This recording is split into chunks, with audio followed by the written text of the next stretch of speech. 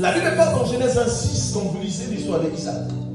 À un moment, Isaac va creuser des puits. Quand il creuse, les gens vont venir lui ravir.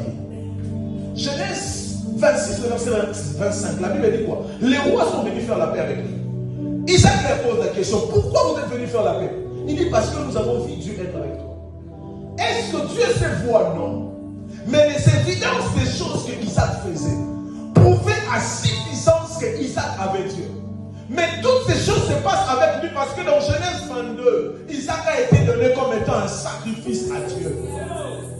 Et un homme comme ça, quand vous venez lui combattre, vous perdez votre temps.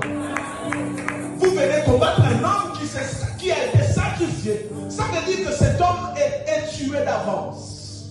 C'est un homme mort. Et celui qui est mort, on ne peut pas le tuer deux fois. En fait, l'avantage que nous avons sur les autres est que le Christ est mort et aussi ressuscité.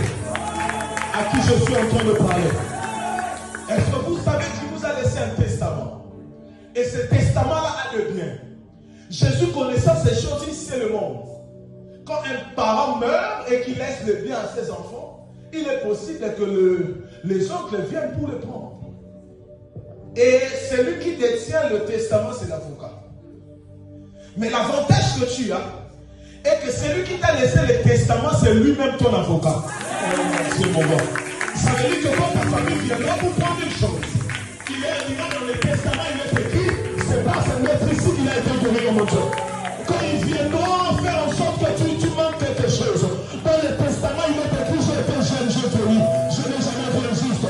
Être abandonné non plus, sa descendance m'engage son pas. Je ne sais pas qui je suis en train de parler.